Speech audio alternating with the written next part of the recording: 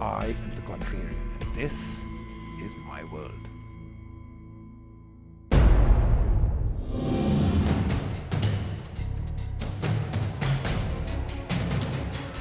I'm Ankshik Chaudhary. I work for Cisco Systems in the Smart Connected Communities practice. And I'm here today to debate with Rajiv as to why driverless cars are reality. And chances are that his children and mine in the next 10 years will be driving a driverless cars in the roads of India.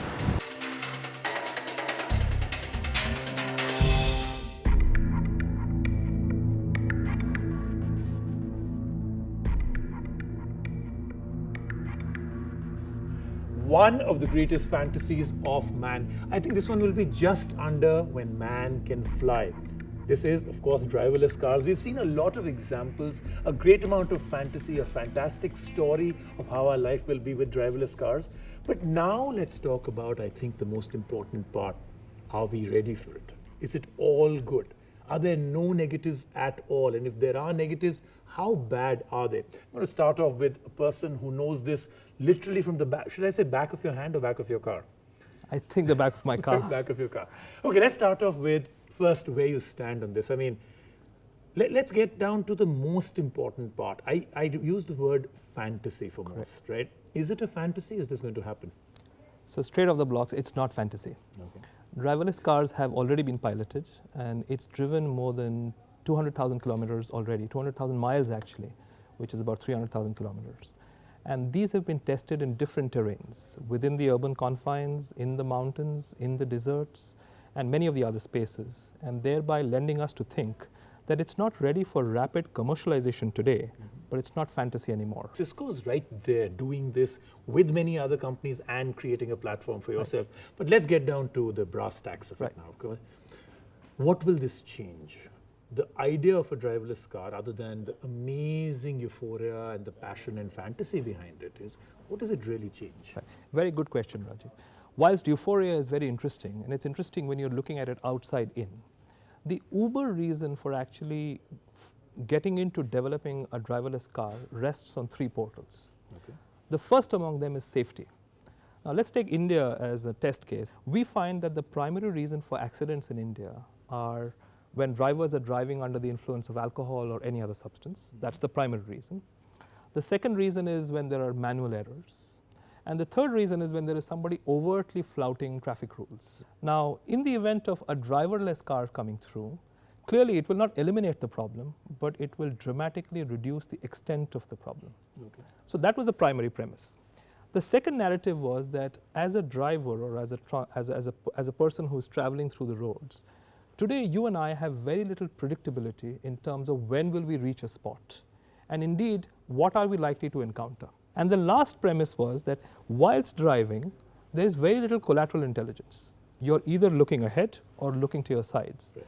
The ability for you to predict as to what is happening 4 kilometers ahead or something that's happening close to the destination that you're going, if it was readily available to you, the ability to respond to that more cogently is far more enhanced when there is a processor making that data available Rather than humans. The biggest problem with driverless cars is the hype and buzz and the euphoria that get created because it is such a great fantasy and it's Correct. about to come true. But the greater problem is also what's sold to us, which is what you just said, security. And isn't it true that this will only happen if every car on the road is driverless rather than a mix of human and driverless? Good point, Rajiv. We find that the narrative actually takes two trolls here. Okay. The folks who are actually involved in developing the car and the folks who are supporting the technology very often don't sell this very aggressively. Okay. It's the folks who are seeing this in response who kind of believe that the fantasy is here and now and would overhype the solution. But to the point that you make that will the solution only succeed when all cars are run by a PC or some kind of a processor? The answer is no.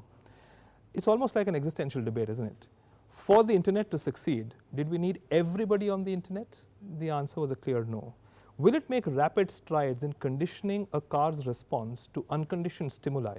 I.e., if there was somebody else making a mistake, how would this processor respond to that? Would that be much improved? The answer is yes. Too much of euphoria has been created around what till now is just a beta experiment. Right. Can we get down to the parts that are scary?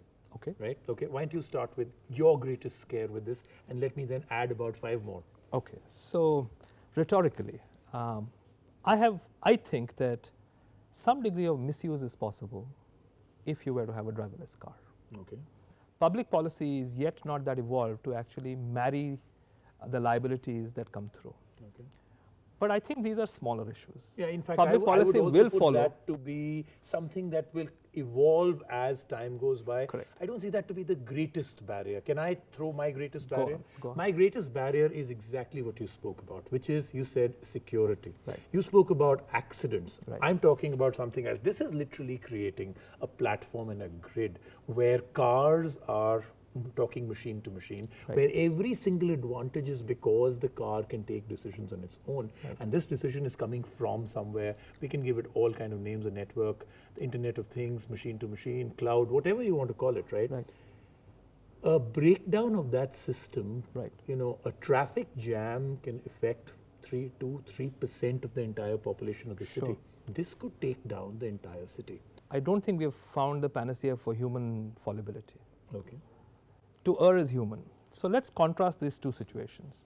There is a human driving a car and the car breaks down on the road, and there is a autonomous car and that car breaks down on the road. When the car being driven by a human breaks down on the road, there is no way to find out why that car broke down remotely. Okay. In the event of an autonomous car, I have real-time data available wherein I can actually monitor what went wrong with the car remotely and take a qualified decision to either stop traffic 10 kilometers ahead to say there is a problem and it will take me this much time to fix the issue, as opposed to a car wherein I have no information on. Okay, so I'll tell you what, I think we've got just enough time to fit in what we call our quick fire questions. Okay. I'm going to start off with, and this is the whole team that gets together and does this, so let me see. All right. What is it that we can get, okay? Okay. The first one, remember all these, now you've got to take your Cisco hat off, right. and this is just you, okay? Done. At this present moment, Right. would you trust a driverless car to take your children to school? Me personally, yes. Will the larger public do? No, because I've driven on a driverless car. Okay, so no, you're saying, would you trust, I mean, just your child in a driverless car? Me personally, yes. You would? Me personally. Because the experience is very cathartic. You first go through this denial that, listen, I think you're tricking me. You're actually Somebody's just trying controlling to, somebody's trying to everything, control it somewhere, or there's power of the Satan and things like that. Okay. But slowly over time, you kind of endear yourself towards the notion that this is reality. The second one I think is very important again is this technology cost efficient? So you've given many examples of how entire cities would change. Correct. But right now, for the implementation of this, Right. can the world actually afford it?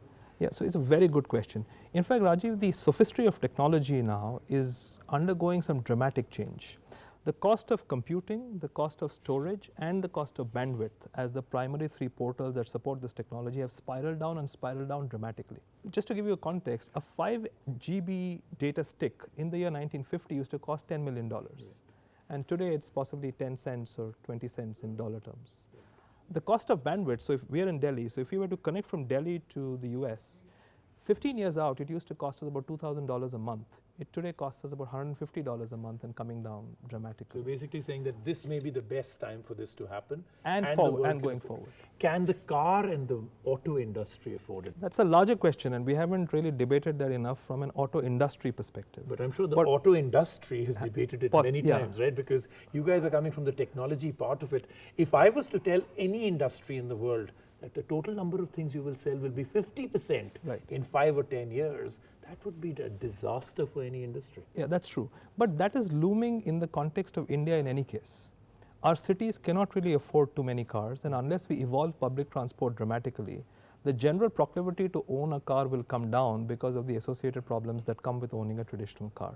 So thank you very much, and I Thank think you. the last part that I'm going to leave you with is that the next time we meet, hopefully we'll be meeting very often, but the next time we meet for a debate on this one, Right. you will have come in your driverless car to Oh, the I hope NDTV so. studios. That would be great fun. Rajiv, thank you. Thank you very much for being on the show. Thank you. So it isn't fantasy anymore. In your future looms a driverless car. Maybe a bit better looking than the Google one that they've shown. Maybe a lot better looking, but does it take away from all the negatives that you have right now? We'll see you next week on The Contrarian. Thank you. Thanks Thank a lot you. again. Thank you, Rajiv. Thank you. Thank you.